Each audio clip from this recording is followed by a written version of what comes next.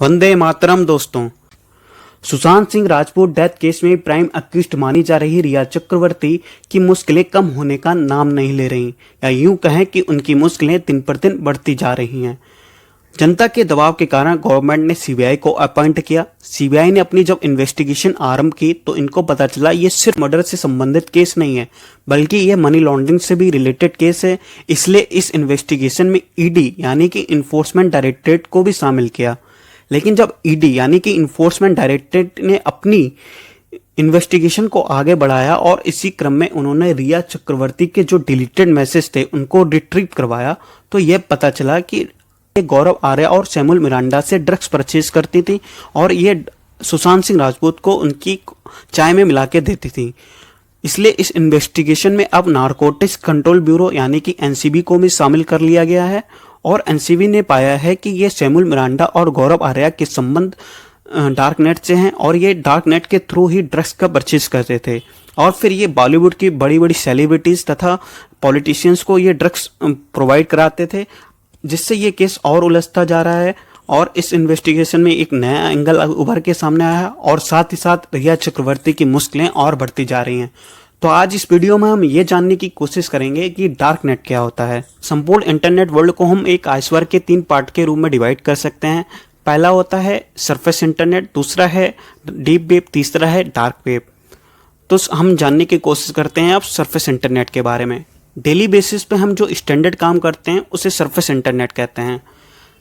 Chrome, YouTube जैसी जो हम साइट्स ब्राउज करते हैं तो उसके लिए हमको क्या है, जो काम करने होते हैं उसके लिए सिंपल ब्राउज़र चाहिए होता है, उसके लिए कोई स्पेशल ब्राउज़र नहीं चाहिए होता है।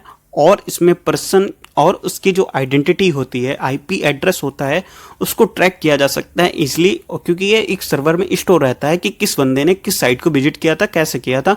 इसलिए इसमें इलीगल काम करने की चांसेस कम रहते हैं। अगर आप करते हैं तो आपको ट्रैक किया जा सकता है।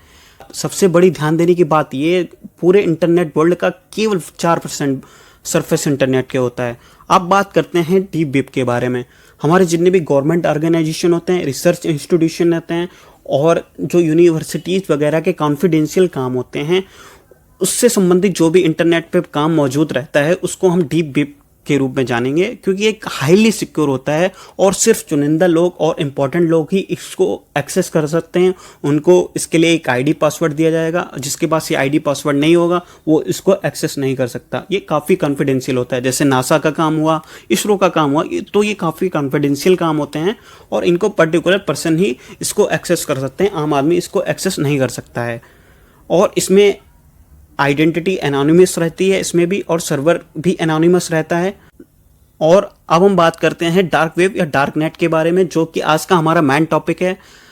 डार्क वेब में जो भी साइट्स आती हैं उसको हम स्पेशल ब्राउज़र से ही ब्राउज किया जा सकता है। एक एग्जांपल है टॉर ब्राउज़र, आप इसको यूज़ कर सकते हैं, लेकिन इस बेहतर है कि आप इसको यूज़ ना करें, क्योंकि आप हो सकता है कि आपका कोई मोबाइल हैक कर लिया जाए, आपके जो पर्सनल डेटा है उसको चुरा लिया जाए और आपकी प्राइवेसी लीक हो जाएगी। इसलिए बेटर है कि आप टॉप ब्राउज़र को ना यूज़ करें और डार्क वेब में तो बिल्कुल भी ना जाएं। डार्क वेब को हम गूगल क्रोम जैसे स्टैंडर्ड ब्राउज़र जो हैं उससे यूज़ नहीं कर सकते। इसके लिए टॉर ब्राउज़र जैसे स्पेशल ब्राउज़र की ही ज़रूरत होती है, और ये इसलिए ज़रूरत है क्योंकि ये ऑनियन रूटर प्रोसेस का यूज़ करते हैं। ऑनियन रूटर प्रोसेस ये होती है कि इसमें आपको काफ़ी सारे VPN दिए जाते हैं और आपके VPN जो होते हैं चेंज करते रहते हैं एक सर्वर से दूसरे सर्वर के जाने पर, जिससे कि आपकी आइडेंटिटी छुपी रहती है और आपको ट्रैक करना आसान नहीं होता है। आप ये मान लीजिए आपको ट्रैक किया ही नहीं जा सकता। लेकिन इसका एक प्रॉब्लम ये रहता है कि इससे इंटरनेट की स्पीड काफ़ी कम हो जाती है। आपको जो डेटा एक्सेस करना होता है वो काफ़ी लेट एक्सेस होगा डेटा, इसलिए एक इसकी ये प्रॉब्लम है। लेकिन काफ़ी लोग इसका यूज़ करते हैं। 96% हमारे जो इंटरनेट का वर्ल्ड का पार्ट है वो डार्क वेब के रूप में ही है। इंटरनेट पे जितने भी इलीगल काम होते हैं वो डार्क वेब के थ्रू ही किए जाते हैं, जैसे कि human trafficking, organ trafficking, drugs trafficking, contact killing और रेड रूम जैसे। रेड रूम क्या होते हैं? रेड रूम ऐसे रूम्स होते हैं जहाँ पे बच्चों या किसी लेडीज़ वगैरह को टॉर्चर किया जाता है और लोग उन्हें टॉर्चर करने के लिए पैसे देते हैं कि आप इनको टॉर्चर करो, क्योंकि कुछ लोगों को ऐसे टॉर्चर करते हुए देखने में काफ़ी मज़ा आता है। इसलिए बेहतर है कि आप इस साइट को विजिट ना करें, इन चीज़ों को विजिट ना करें। आपकी प्राइवेसी खतरे में हो सकती है, आपका सिस्टम, आपके जो PC है वो हैक किया जा सकता है और आपका जो डेटा है उसको इंटरनेट पे डाला जा सकता है। आप क्योंकि इंडिया में डार्क वेब का यूज़ करना, डार्क नेट का यूज़ करना इलीगल है, तो इसलिए आपके ऊपर कोई कानूनी केस भी हो सकता है। इसलिए बेटर है कि आप इनको साइट्स को विजिट ना कीजिए। जैसा कि आप जानते हैं, सुशांत सिंह राजपूत के केस में डार्क नेट का एंगल सामने आया है, तो इसलिए आज मैंने सोचा कि इस पे बात किया जाए। आशा करता हूँ कि आपको मेरा ये वीडियो अच्छा लगा होगा। हमारे चैनल से जुड़ने के लिए हमारे चैनल को सब्सक्राइब करें, इसे अधिक से अधिक शेयर करें। Like, subscribe, share and comment. धन्यवाद।